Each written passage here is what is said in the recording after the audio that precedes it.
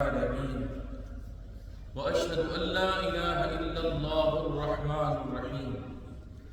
وأشهد أن سيدنا ونبينا محمدا عبده ورسوله خاتم المرسلين صلى الله وسلم وبارك عليه وعلى آله وصحبه والتابعين أما بعد فأوصيكم عباد الله ونفسي بتقوى الله يا أيها الناس اتقوا ربكم الذي خلقكم من نفس واحدة صدق الله العظيم۔ میرے مومن بھائیوں اور عزیز دوستوں، آج ہمارے خطبے کا موضوع ہے رواداری وسیع القلبی اور الفت و محبت سے معمور وطن۔ عزیزان گرامی قدر، رب کریم جل جلالہ کا فرمان عالی شان ہے، یا ایھا الناس انا خلقناکم من ذکر و انثی وجعلناکم شعوبا وقبائل لتعارفوا، یعنی اے لوگوں، ہم نے تم کو ایک مرد اور ایک عورت سے پیدا کیا اور تم کو مختلف قومیں اور مختلف خاندان بنایا تاکہ ایک دوسرے کی شناخت کر سکو۔ الغرض، لوگوں کی باہمی معرفت و محبت اللہ جل جلالہ کو بے انتہا محبوب ہے۔ اسلام میں میل جول اور رواداری کی بہت زیادہ اہمیت ہے۔ یہ ایک دینی مقصد، اخلاقی فضیلت اور اجتماعی ضرورت ہے۔ اس کی بدولت آدمی سکون کی زندگی گزارتا ہے، اپنے وطن کے لیے اپنی امانت ادا کرتا ہے، اس کے امن اور اس کی پائیداری کی حفاظت کرتا ہے، اور ظاہر و باطن میں یہ دعا کرتا رہتا ہے، رب اجعل ھذا البلد آمنا، یعنی اے میرے رب اس شہر کو امن و امان والا بنا دے۔ کسی شخص کے وطن کا معمور محفوظ ہونا اس کے لیے انتہائی قیمتی دولت ہے۔ اسی طرح کسی پرامن اور سخی ملک میں رہنے اور کمانے کا موقع ملنا بڑی خوش نصیبی کی بات ہے۔ یقیناً متحدہ عرب امارات کی یہی شان ہے، لہذا اس فیاض ملک کی سلامتی اور استحکام کی حفاظت ہر شخص پر لازم ہے، خواہ وہ اس ملک کا شہری ہو یا یہاں پر مقیم ہو۔ پس ہر ایک کے لیے ضروری ہے کہ یہاں کے نظام اور قوانین پر عمل کرے، یہاں کے اصول اور عادات کا احترام کرے، یہاں کے عمدہ اخلاق اور پاکیزہ کردار کی پاسداری کرے، یہاں کی روایات اور خصوصیات کا لحاظ کرے، اور اس ملک کے احسان اور اس کی بھلائی کا بدلہ وفاداری اور بھلائی سے۔ نبی کریم صاحب خلق عظیم صلی اللہ علیہ وسلم کا فرمان ہے، کمثل النحلۃ اکلت طیبا ووضعت طیبا ووقعت فلم تکسر ولم تفسد، یعنی مومن کی مثال شہد کی مکھی کی سی ہے جو پاکیزہ چیز یعنی پھلوں کا رس چوستی ہے، پھر پاکیزہ چیز یعنی شہد نکالتی ہے، اور وہ جس ٹہنی پر بھی بیٹھتی ہے نہ تو اسے توڑتی ہے اور نہ ہی اسے خراب کرتی ہے۔ امارات سے محبت کرنے والوں، امارات کے بانی شیخ زاید کا ملفوظ ہے، آدمی کو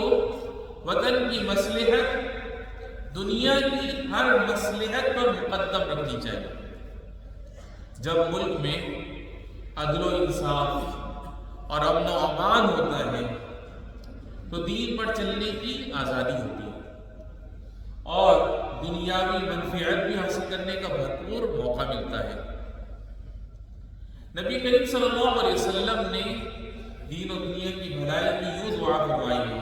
اللہم اصلح لی دینی الذی هو عصمت امری واصلح لی دنیای التي فیہا معاشی، یعنی یا اللہ میرے لیے میرے دین کو درست فرما دے جو میرے ہر کام کی پاکیزگی اور تحفظ کا ذریعہ ہے، اور میرے لیے میری دنیا کو درست فرما دے جس میں میرا گزر بسر ہے۔ ایک امانت دار مومن اپنے وطن کا نام بلند رکھنے کی کوشش کرتا ہے، اس کی نیک نامی کا خواہش مند رہتا ہے اور زبان حال سے یوں کہتا ہے، اے رواداری اور الفت والے وطن، مدبر قیادت اور قائدین کے سائے میں تیری شان و شوکت ہمیشہ قائم دائم رہے۔ اے رواداری والے وطن، تو مخلوق کے لیے سدا خیر کا ذریعہ رہے اور تیرا ہاتھ ہمیشہ عطا و کرم عام کرتا رہے۔ اے میرے رب، اس ملک اور قلعے کی حفاظت فرما جو پوری مخلوق کے لیے الفت و محبت کا مرکز بن چکا ہے۔ متحدہ عرب امارات کے صدر شیخ محمد بن زائد فرماتے ہیں، اس ملک کی نیک نامی کے بارے میں ہم میں سے ہر ایک سے پوچھ گچھ ہوگی، کیونکہ ہر ایک اس کی اچھی شہرت کو عام کرنے کا ذمہ دار ہے۔ اس ملک سے وفاداری ہماری امانت داری اور معاہدے کی پاسداری کا تقاضا ہے۔ باری تعالیٰ جل جلالہ نے معاہدے کی پاسداری کرنے والوں کی تعریف کی ہے، اولئک الذین صدقوا واولئک هم المتقون، یعنی یہی لوگ ہیں جو سچے ہیں اور یہی لوگ متقی ہیں۔ یا اللہ، ہم سب کو متحدہ عرب امارات کے ساتھ وفاداری کی اور اس کے تمام قوانین پر عمل کی توفیق عطا فرما۔ یا ایھا الذین آمنوا اطیعوا اللہ واطیعوا الرسول واولی الامر منکم، اقول قولی ھذا واستغفر اللہ۔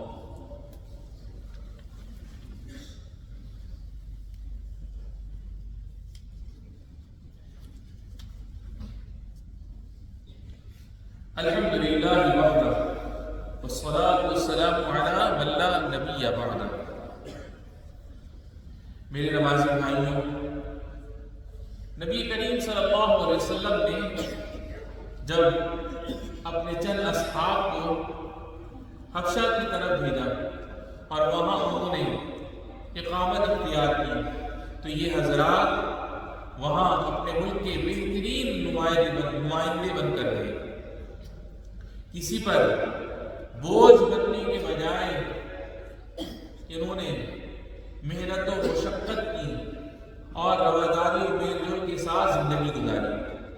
اور ایک مثالی کردار ادا کیا۔